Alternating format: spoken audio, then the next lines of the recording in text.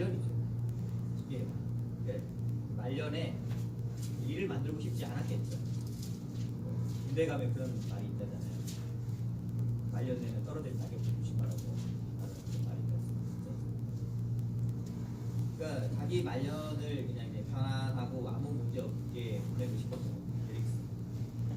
벨릭스 앞에 끌려간 바울이 얼마 동안 있었냐고 그러면 2년 동안 있었어요. 2년 동안 바울을 어찌하지 못하고 그냥 내버려두고 강치죠. 강치죠. 그렇게 뭐 판결을 내리지도 않고 풀어주지도 않고 2년 동안 데리고 있었어요. 가도 감옥은 아니고 가택연금형 그런 상태로 내버려두고 있었어요. 그러다가 이제 벨릭스의 후임이 왔어요. 베스토라는 총독이 후임하게 됩니다. 근데 베스토도 그 바울을 만나봤겠죠. 만나봤는데 베스토도 딱히 이게 바울에게서 어떤 죄가 될 만한 것을 찾지 못했던 겁니다. 그런 상태에 있을 때 유대인들은 그 계속 베스토에게 어떤 요구를 했냐고 그러면 성경에는 구체적으로 나와 있지는 않지만 짧게 나와 있어요. 그 가이사라에 있던 잡혀있던 구류되어 있던 그 바울을 예루살렘으로 데려오기로 청원을 했어요. 이유는 뭐였을까요? 뭐 다른 건 없어요. 그 가이사라에서 예루살렘으로 오던 도중에 그를 죽여버리려고 청원을 했었어요. 근데 그 의도를 알고 있었던 베스토는 그 전임자에게 그 얘기를 들었겠죠. 그 알고 있었던 베스토는 허락하지 않습니다. 오히려 이제 베스토가 예루살렘으로 갔을 때 누구를 만나게 됐냐면 아그리빠 왕과 버니게라는 사람을 만나요. 이 아그리빠 왕과 버니게는 불륜관계예요. 버니게는 사촌 누이거든요. 사촌 누이가 불륜관계. 그 당시에 대부분의 사람들이 알고 있습니다. 근데 알고 있는데 쉬쉬하고 있는 거예요. 괜히 떠들다가 얻어맞을까 그런 관계에 있던 사람이었어요. 베스토는 이 사람들에게 그러니까 그 지배 구조가 특이하죠. 그 로마의 지배를 받고 있어서 충독이 있고, 근데 그 자치가 허용돼 있었으니까 아그리파 왕과 그 버니게라는 사람이 또 그 지역에서 또 영향력을 행사하고 있던 그런 관계였죠. 이 세 사람이 대표적으로 그 당시에 이스라엘 지방의 핵심 권력층이에요. 이 베스토가 자기가 해결할 수도 있었어요. 해결할 수도 있었는데 굳이 그 아그리파 왕과 버니게에 찾아가가지고 당신들이 가이사랴로 내려와서 나와 같이 이 문제를 좀 해결하자 그런 의도로 내려오라고 그런 얘기를 했을 때는 의도가 있었겠죠. 자기가 스스로 해결할 수 있을 만한 힘이 있었는데도 불구하고 그러지 아니하고 아그리파 왕에게 찾아가고 같이 내려와서 이 사람의 이야기를 한번 들어보자 라고 제안했을 때는 그만한 이유가 있었어요. 베스토 입장에서는 이 바울이라는 사람은 고치덩어리였던 것이죠. 프로주전이 자기가 그 통치하고 있던 그 백성, 주요된 백성이었던 유대인들의 대규모의 반발이 일어날 것이 뻔하고, 그렇다고 붙잡아두자니 제목이 없는 거예요. 뭐 딱히 제목이 없는 거예요. 그러니까 이러지도 못하고 저러지도 못하고, 전임자였던 벨릭스도 이렇게 마찬가지고, 후임자인 베스도 이렇게 마찬가지고, 이러지도 못하고 저러지도 못하고 있는 상태에서 베스토가 한 가지 떠올린 그 묘책은 자기가 해결할 것이 아니라 그 지방에서 그래도 형식적으로 있는 그 아그리파 왕에게 이 책임을 좀 전가시켜 보려고 데리고 와서 이 사람의 이야기를 한번 들어보자. 그런 의도에 데리고 다른 의도가 없습니다. 데리고 왔습니다. 끌어들인 거예요. 그 내용이 어디에 나오냐면 25장에 나와요. 25장. 제가 안 읽어보고 25장에 26장은 어떻게 시작되냐 그러면은 25장에서 있었던 그런저런 여러 가지 사건으로 인해서 예루살렘에 있던 아그리파와 버니게가 가이사랴로 오게 되고 이제 또 다른 법정이 이제 열리게 된 거죠. 24장과 마찬가지로 그 앞에 바울이 있습니다. 24장에서의 법정은 벨릭스라는 총독 앞에 선 법정이었다면 이제는 26장에서의 법정은 베스토와 아그리파 왕과 버니게 앞에 선 이제 바울의 법정.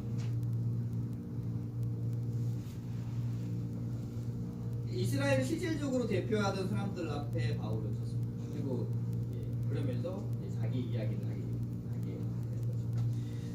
거죠. 그가 어떻게 살아왔는지, 어떤 지파에 있었는지, 그리고 몇 번 반복된 이야기였죠. 지금 세 번째 반복되고 있는데 그런 상태에 있던 자기가 어떻게 다메섹으로 가던 도중에 예수님을 만나게 되는지, 그리고 예수님을 만난 이후에 자기가 어떻게 살게 되었는지에 대해서 이 세 사람 앞에서 이야기를 합니다.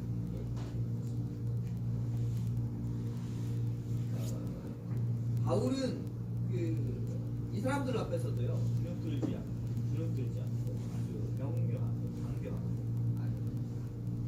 그럴 수밖에 없었던 이유가 있겠죠. 바울에게서는요 이 세 사람이 중요한 건 아니에요.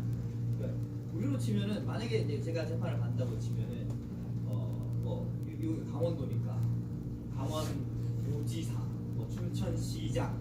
춘천시장 불륜녀 이런 사람들 앞에 지금 서서 지금 내가 변론을 해야 되는 거고.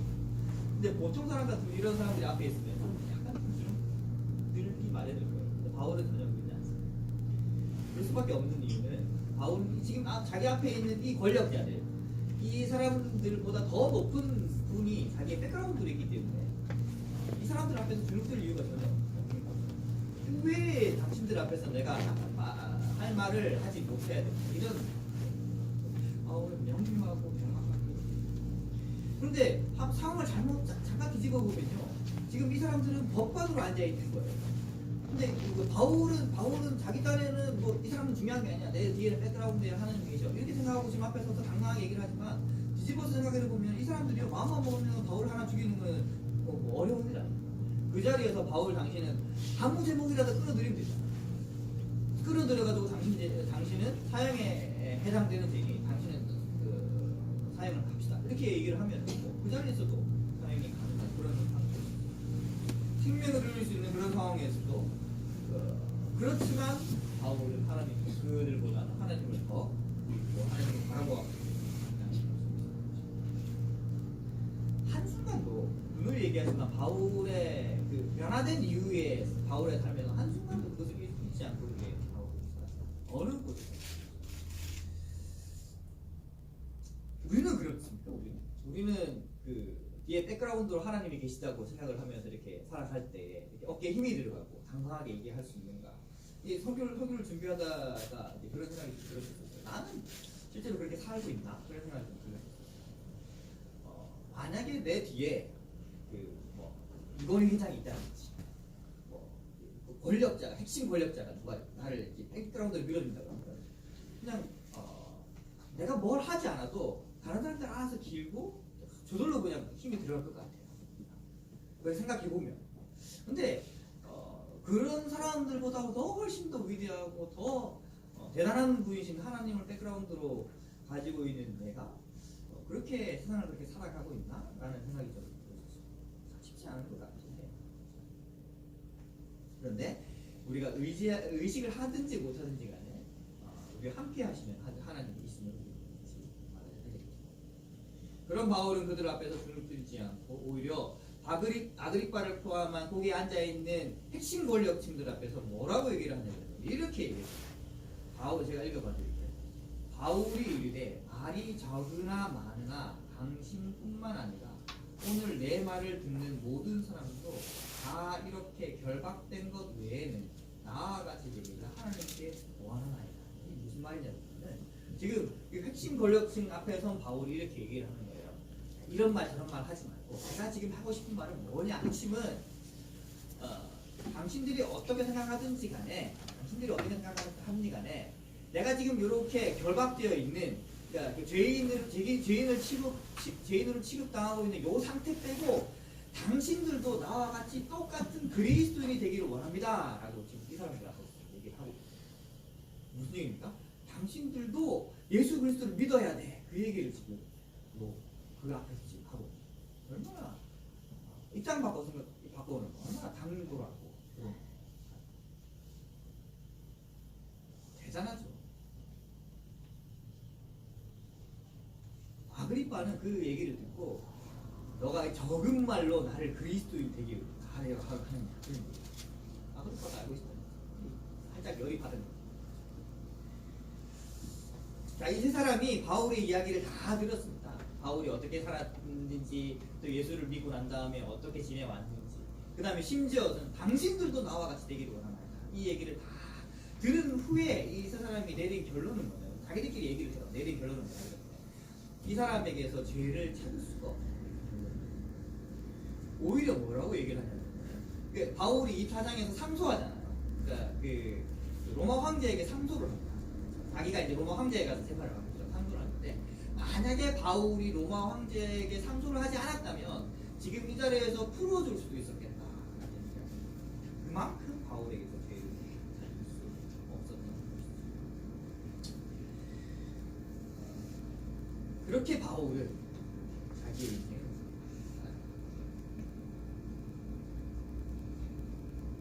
지난주에 제가 그 명절을 맞아서 공항에 갔다가 제가 예전에 사역하던 교회에 설교를 좀 해달라는 부탁을 받고 설교를 그 이래저래 다 모이면은 한 25명, 30명. 거기에 모인 사람들의 대부분은요, 이강원 그 목사님 그 또래들, 저보다 좀 많더니 좀 적고 그런 또래들, 대부분 그 선교단체 출신이죠. UBF 출신, UBF에서 CMI에 여기 앉아 계시는 분들은 제가 몇 번 말씀드렸습니다. 저를 훈련시키고 저에게 성경 공부를 가르치고 가르치는 그런 선배들, 신앙 훈련을 시켜줬던 분들이 앉아 있습니다. 그런 분들 앞에서 내가 어떤 설교를 해야 될까 고민이 참 많이 됐었어요. 그분들이 어떤 얘기를 좀 해줘야 될지 고민을 하다가 어떤 본문을 택했냐면 누가복음 10장의 본문을 택했습니다. 누가복음 10장의 본문은 어떤 내용이에요? 사마리아인 강도 만난 자, 아시죠? 강도 만난 자가 있고, 그 강도 만난 자를 대제사장이 와서 보고 그냥 지나가 버리고, 레위인도 와서 지나가 버리고, 근데 마지막에 사마리아인이 지나가다가 발견하고 그를 치료해주고 주막으로 데려가서 여비가 더 들면은 내가 줄 테니까 잘 치료해줘. 그 내용이 누가복음 10장에 기록이 되어 있습니다. 이 본문의 핵심은요, 그 하나님 나라에 가기 위해서 무엇을 해야 되느냐 그 얘기를부터 시작이 되는데, 핵심은 하나님 사랑과 이웃 사랑이에요. 하나님을 사랑해야 되고 이웃 사랑을 해야 된다는 그 이야기를 예수님께서 말씀하시면서 그 비유의 이야기를 하십니다. 설교를 하면서 강조한 핵심이 있었어요. 그 핵심은 뭐냐면 하나님을 사랑하고 이웃을 사랑한다는 것은 말로 끝나지 않는다라는 것이 핵심이었었어요. 실제로 우리가 그렇게 살아내야 한다는 것이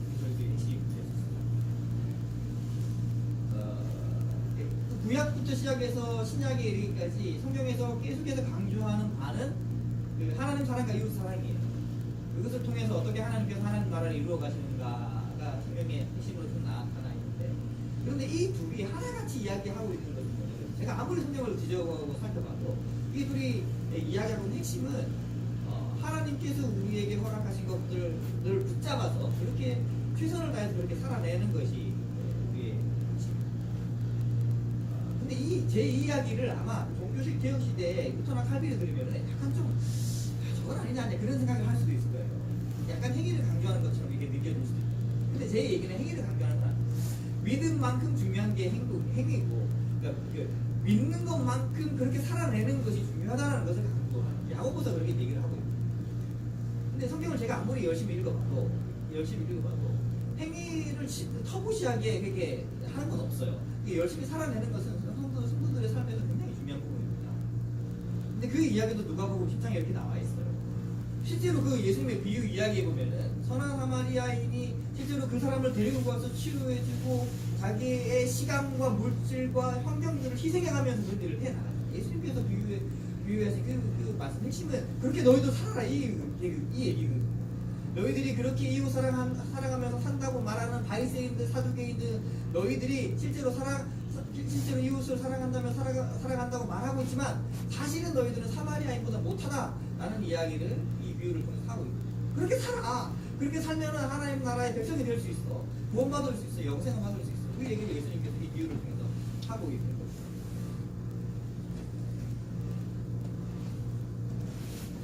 결국에는 이웃사랑과 하나님의 사랑은 연결되어 있고 이것은 말로 끝나지 않고 우리가 직접 그렇게 살아내는 것이 이 이야기죠.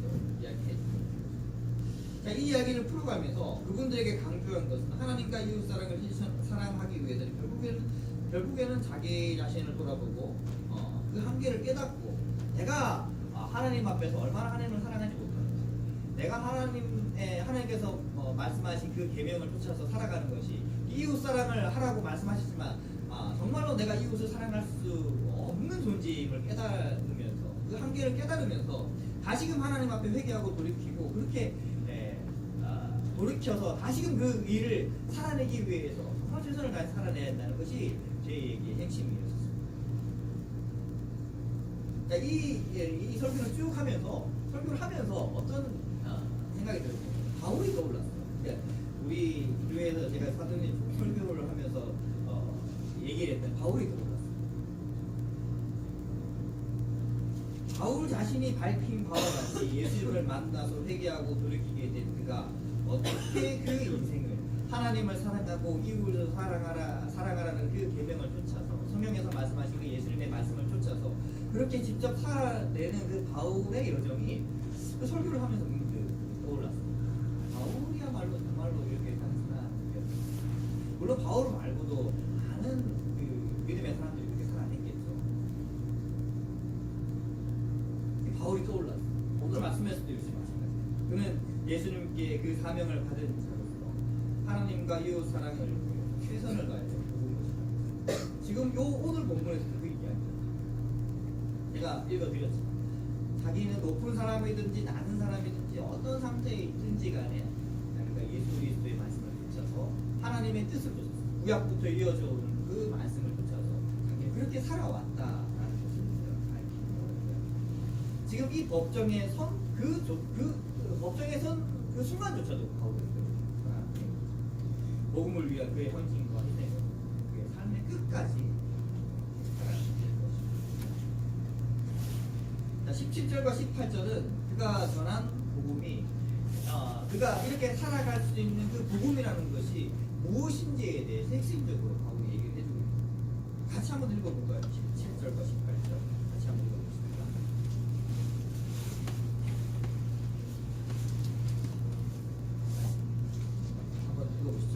시작. 이스라엘과 이방인들에게서 내가 너를 구원하여 너희에게 보내어 그들을 믿게 하여 너희에서 비추고 사단의 권세에서 하나님께로 돌아가게 하고 제사함과 나를 믿어 거룩게 된 우리 가운데서 기업을 얻게 하리라 하더이다. 바울이 전한 핵심은 이스라엘과 이방인들에게 내가 너를 그들에게 보내어 사명을 맡은 자로서 내가 어떤 일을 해야 그들에게 무엇을 전해야 하는지에 대해서 나와야 돼요. 18절에 보면 이렇게 기록이 되어 있죠. 그의 눈을 뜨게 하여 하나님을 알지 못하는 이방인들이 유대인들이든지 그들은 닫힌 눈의 상태에 있다는 것을 이야기합니다. 실제로 눈은 뜨고 있지만 보고 있지만 그들이 보고 있는 것이 정확한 것이 아니며 왜곡되어 있고 바르게 보지 못하고 있다는 상태를 바울이 지금 이야기를 하고 있습니다. 그래서 제일 먼저 해야 될 일은 그리스도의 복음으로 말미암아 닫혀져 있는 감겨져 있는 그들의 눈을 뜨게 해 주어야 한다는 거예요. 좀 쉽게 얘기하면 이겁니다. 우리도 눈을 뜨고 봐요. 물건을 보고 사물을 보고 사람을 보고 여러 가지 것들을 보지만 우리가 보면서도 알지 못하고 이해하지 못하는 것들이 사실은 참으로 많아요. 예를 들면 새로운 기계가 하나 나왔는데 눈으로 보고 있으면서도 이걸 어떻게 쓰지는 못하는 거예요. 마치 그 작은 비유로 치자면 그런 겁니다. 그러니까 그 하나님의 말씀을 듣고 알고 있다고 하는 유대인들조차도 그들이 보고 있는 바가 무엇인지 정확히 깨닫지 못하고 눈이 갇혀 있는 상태. 이방인들은 더더구나 말할 필요도 없이 하나님을 알지 못하고 있는 상태에 눈이 감겨져 있는 그런 상태. 예수 그리스도를 통한 이 복음은 그들의 눈을 뜨게 해 준다는 거죠. 타락해 있는 그 상태에서 예수 그리스도를 통하여서 그곳에서 구원받아서 이 세상의 진리가 무엇인지, 하나님의 말씀이 무엇인지, 인간이 무엇 때문에 살아가야 될 것인지에 대해서, 우리의 최종적인 귀착점과 목적은 어디에 있는지에 대해서 눈을 뜨게 만드는 것이 복음의 핵심입니다.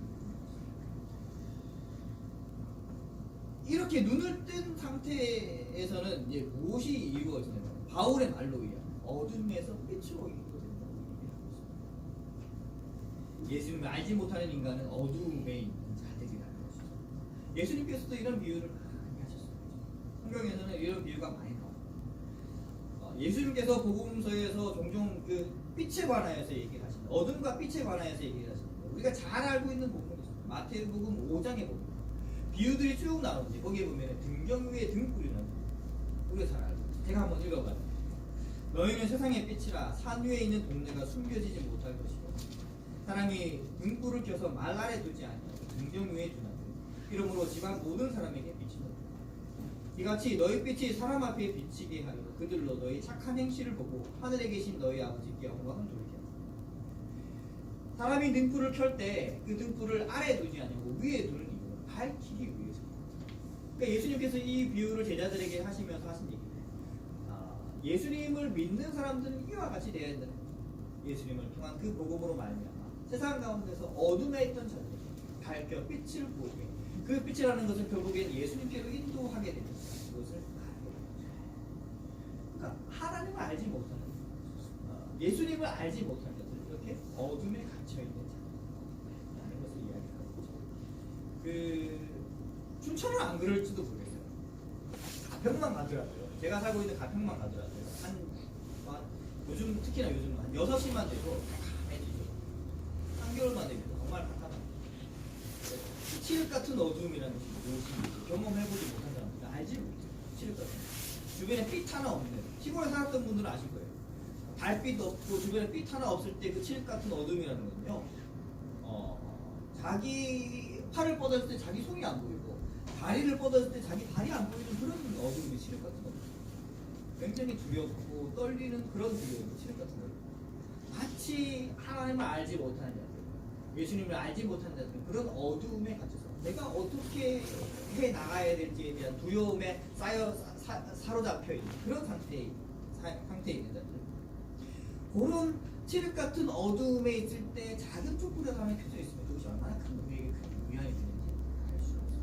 복음이 마치 그렇다는 것이죠. 등경 위에 있는 그 작은 호흡불과 같이 어둠에 있는 것을 밝혀서 예수 그리스도를 바라보게 하고 어디를 지향해야 할 것인지를 알게 해준다는 것이죠.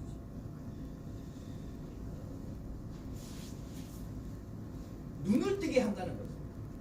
눈을 뜨게 한다는 것은 어둠에 있는 자들이 빛을 보게 하는 것과 마찬가지고, 이제는 바울이 또 얘기하기, 두 번째 얘기하기로 사탄의 권세에서 하나님께로 돌리기. 이게 같은 표현인 거죠. 같은 이야기인데 표현을 다릅니다. 예수님을 알지 못하는 사람은 스스로 깨닫지 못할지라도 근본적으로는 사탄의 편에 선 사람인 거죠. 그런데 그들을 한테 가가지고 당신은 사탄의 편에 서 있는 사람이다 이라고 얘기하면 무슨 뭐 이렇게 얘기하는 거죠. 그들은 알지 못하지만 불순이에 그들은 사탄의 편에 서 있는 거예요. 그들이 아무리 도덕적으로 훌륭한 인격을 갖추고 있어도 그들은 사탄의 편에 서 있는 거예요. 사탄의 편에 서 있는 자들은 하나님을 대적할 수밖에 없고 하나님이 최우선이 아니라 자기 자신이 최우선이고 다른 모든 것들이 하나님을 대신하여 살아가는 사람들일 수밖에 없습니다.